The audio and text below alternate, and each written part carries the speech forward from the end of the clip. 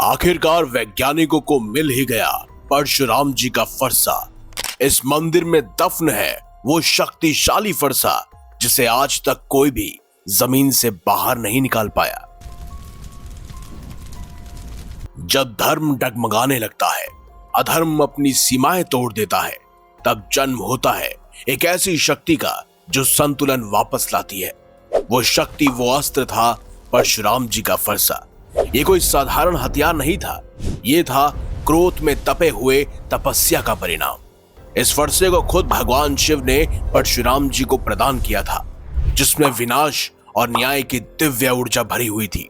ये वो अस्त्र था जो अपने लक्ष्य को कभी चूकता नहीं था। इसके हर वार में थी बिजली की गति और प्रलय की शक्ति।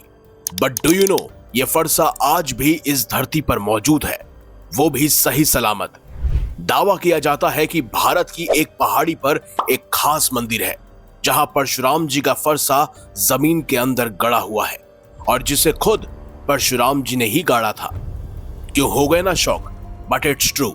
झारखंड की राजधानी रांची से करीब 150 किलोमीटर दूर गुमला जिले में एक पहाड़ी है। वहां मौजूद है टांगीनाथ धाम और इस धाम की मिस्ट्री है एक खास मंदिर जहां सदियों से, करीबन 5000 सालों से मौजूद है भगवान परशुराम का फरसा।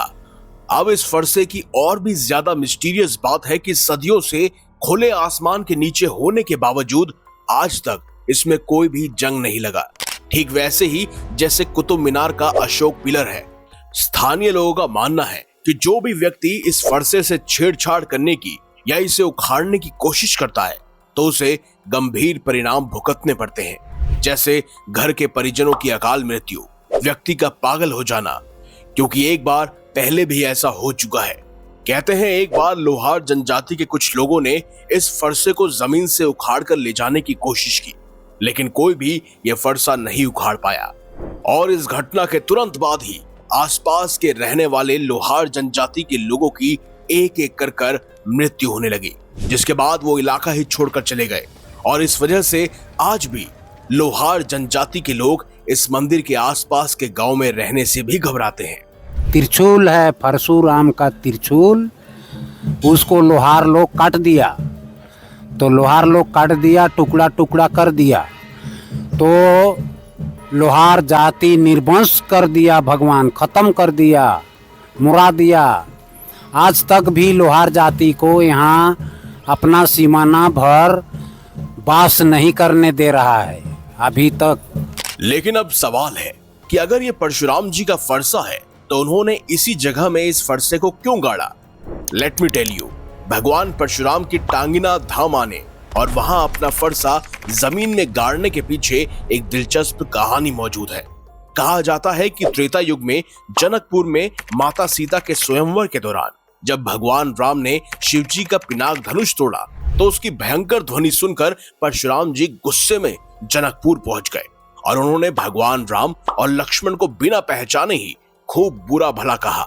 लेकिन बाद में जब उन्हें एहसास हुआ कि श्री राम जी भगवान विष्णु के ही 7वें अवतार हैं, तो वो बहुत लज्जित हुए और उन्हें अपने किए हुए कार्य के पश्चाताप करने के लिए घने जंगलों में एक तरफ रुख करना पड़ा। वो घने जंगलों में गए और एक पहाड़ी पर पहुंच गए। वहीं पर उन्होंने अपना फरसा गाड़ दिया और वहीं पर तपस्या भी करने लगे। उसी जगह को आज टांगीनाथ धाम के नाम से जाना जाता है। अब इस फरसे के अलावा भगवान परशुराम के पद्म चिन्ह भी आज भी यहाँ पर मौजूद है। इसके अलावा टांगीनाथ धाम में प्राचीन प्रतिमाएं और सैकड़ों शिवलिंग मौजूद हैं, जिन्हें खुद तपस्या के दौरान परशुराम जी ने स्थापित किया था। बताया जाता है कि साल 1990 में आर्कियोलॉजिकल डिपार्टमेंट के कई साइंटिस्ट ने यहाँ पर खुदाई करवाई थी, जिसमें हीरा जड़ित मुकुट और सोने चांदी के आभूषण समेत कई सारी कीमती वस्तुएं मिली। लेकिन हालांकि बाद में अचानक ही खुदाई को बंद कर दिया गया। अब इसके पीछे की वजह क्या थी ये कोई नहीं जानता, लेकिन आज भी टांगीनाथ धाम में भगवान परशुराम का फरसा मौजूद है।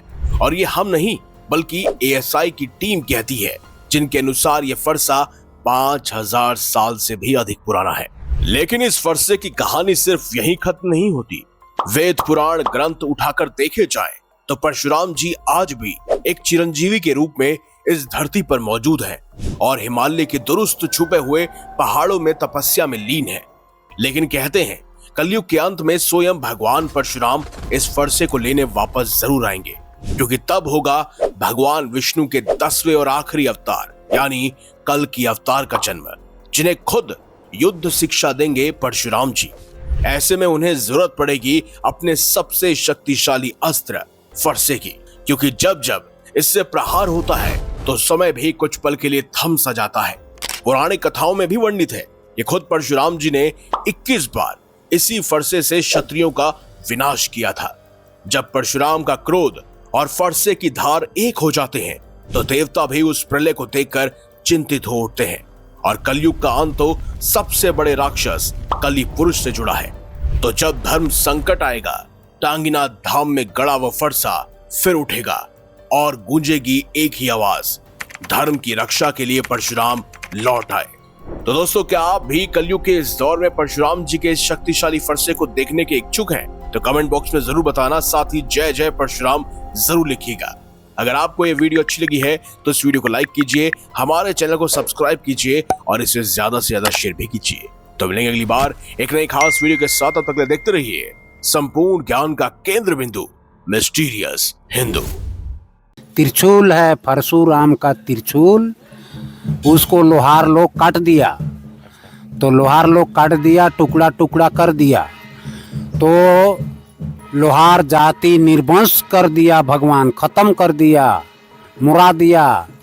आज तक भी लोहार जाति को यहाँ अपना सीमाना भर वास नहीं करने दे रहा है अभी तक।